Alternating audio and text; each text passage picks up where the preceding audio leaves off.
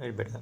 Now, starting with the viral keratitis, different viruses are there that can produce the keratitis. One is the herpes simplex, and then after comes the herpes zoster virus, adenovirus, measles, and mumps. So starting with the very first, that is the herpes simplex virus-induced keratitis.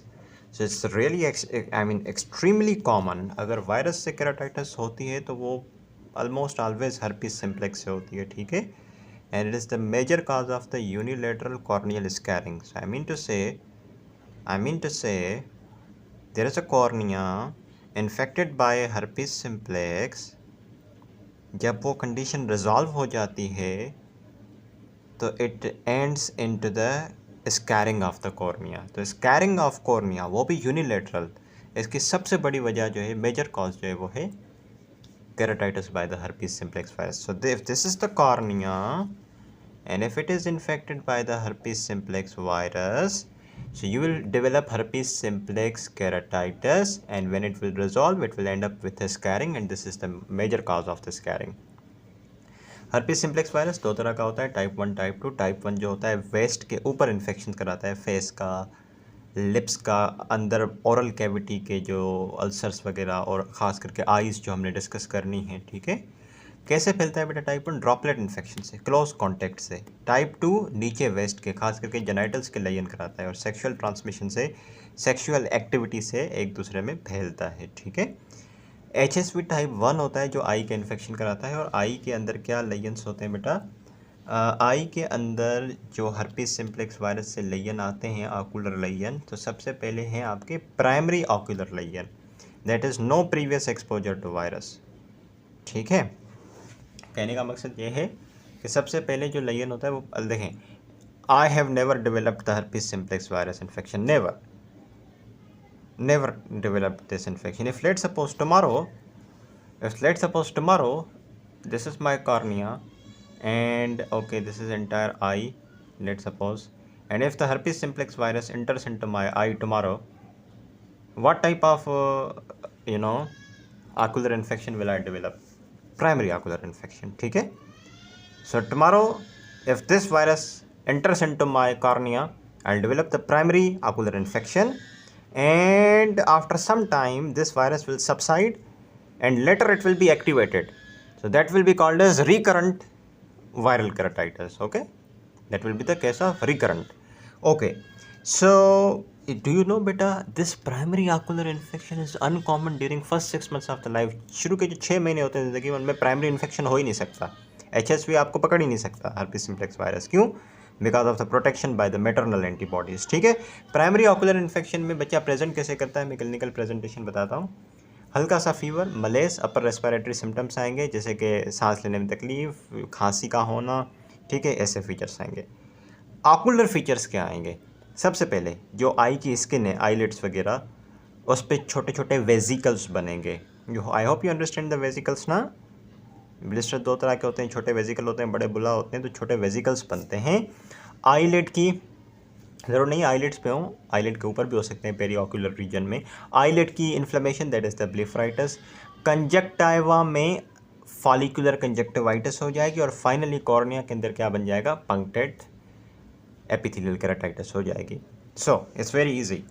Tomorrow the HSV virus entered into my cornea, and its very first exposure, so I will develop the primary infection by this virus, and what will happen to my eye and the surrounding structures, जो आँख के around जो skin है उस पर vesicle बनेंगे, eyelid की inflammation हो जाएगी जिसको ब्लेफराइटिस कहते हैं, कंजक्टाइवा के अंदर कंजक्टिवाइटिस हो जाएगी, फॉलिकुलर वैरायटी की. What about cornea? उसमें पंक्टेड एपिथेलियल केराटाइटिस होगी. Please, I hope you are now not confused with what type of keratitis is this. The punctate keratitis. It's now easy. The treatment is very simple. Just put some, acyclovir ointment in your eye topically, and you get rid of this बेटा, ठीक है.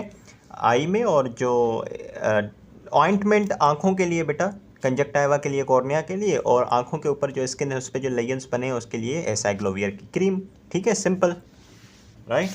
Now you can see this picture. I hope it is better visible. Okay, can you see this? This is the primary infection by the herpes simplex virus. And can see skin जो है आई के around, उसमें ये vesicles बने हुए दिख रहे हैं आपको, और आईलिड की इन्फ्लेमेशन है, ब्लिफराइटिस। आप आँख खोलोगे तो अंदर कॉर्निया का भी इन्फेक्शन मिलेगा, कंजक्टिवा का भी इन्फेक्शन मिलेगा। ये रहा देखो, इसमें आपको पंक्टेट एपिथेलियल केराटाइटिस दिखने को मिल रही है। If I yeah I guess this is better now, just a second. Yeah can you see the small puncta, the small puncta? Yeah, this is the sort of inflammation in the cornea. And don't forget conjunctiva is also involved, right? So that was the primary infection by the herpes simplex virus. But then after the primary, what happens? The virus subsides. It actually goes into the latent phase inside your body, and after some time the virus gets reactivated and you come up with the symptoms again, and that is now said to be the recurrent keratitis. ठीक है, और जो recurrent keratitis होती है वो थोड़ी ख़तरनाक होती है बेटा, और वो डिफरेंट टाइप्स की होती है, उसको हमने डिस्कस करना है। एक होती है एक्टिव एपिथेलियल केराटाइटिस, एक होती है स्ट्रोमल केराटाइटिस, एक होती है केराटो यूवियाइटिस। ठीक है, ये सारी चीज़ें हमने डिस्कस करनी है। एक बार ज़रा क्विकली पैथोजेनेसिस को देखते हैं, फिर इनकी टाइप्स को डिस्कस करते हैं। जैसे मैंने पहले बताया कि ये जो कंडीशन होती है शुरू के 6 महीने जो होते हैं ज़िंदगी के, उसमें अनकॉमन होती है because of the maternal antibodies. Primary infection जो होता है वो सब क्लिनिकल होता है, बड़े हल्के से माइल्ड फीवर और मलेस होता है, और कुछ सीवियर केसेस जो होते हैं प्राइमरी के, उसमें ये चीज़ें देखने को मिलती हैं, ब्लिफराइटिस वगैरह और वेजिकल्स वगैरह। प्राइमरी इन्फेक्शन ख़त्म होने के बाद ये सारी चीज़ें सबसाइड हो जाएंगी, कॉर्निया भी ठीक हो जाएगा, कंजक्टिवा भी ठीक हो जाएगा, ये वेजिकल भी सही हो जाएंगे, आई लिड भी सही हो जाएगी। आप सिर्फ टॉपिकल एसाइक्लोवियर देते हैं, ये जल्दी ख़त्म हो जाती हैं सारी चीज़ें।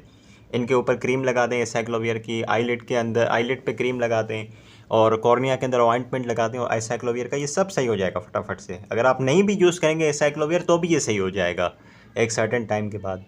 ठीक है, लेकिन क्या होगा ये जब सही हो जाएगा ना बेटा, after the primary infection the virus travels up along the axons of the sensory nerve, और जाके गैंग्लियन के अंदर छुप जाता है, ये वायरस लेटेंसी में चला जाता है। HSV टाइप 1 जो होता है ट्राइजेमिनल गैंग्लियन में हाइड हो जाता है, और HSV टाइप 2 जो होता है वो स्पाइनल गैंग्लिया के अंदर जाके लेटेंसी में चला जाता है, छुप जाता है और डॉर्मेंट हो जाता है। लेकिन कुछ फैक्टर्स ऐसे होते हैं जो कि आप उसको प्रोवाइड करेंगे तो फिर वो उन गैंग्लिया से बाहर निकल आएगा, और बाहर निकल के आने के बाद दोबारा से इन्फेक्शन कराएगा, उसको हम कहते हैं रिकरेंट केराटाइटिस। ठीक है, तो क्या वो फैक्टर्स होते हैं जो कि उसकी रीएक्टिवेशन को प्रमोट करते हैं? Number 1 is the poor general health, exposure to ultraviolet rays, UV rays अगर ज़्यादा एक्सपोजर है आपका, फीवर, साइकाट्रिक डिस्टर्बेंस, ज़्यादा स्ट्रेस लेने से, स्टेरॉइड लेने से, ज़्यादा सनलाइट के एक्सपोजर से वो वायरस जो है बेटा इन गैंग्लिया से बाहर निकल आता है और फिर रिकरेंट केराटाइटिस कराता है। और ये रही डिफरेंट टाइप्स रिकरेंट केराटाइटिस की, acute epithelial keratitis, stromal keratitis और केराटो यूवियाइटिस। तो वन बाय वन इनको डिस्कस करते हैं। सबसे पहले डिस्कस करेंगे बेटा एक्यूट एपिथेलियल केराटाइटिस को। ठीक है बच्चों, ओके।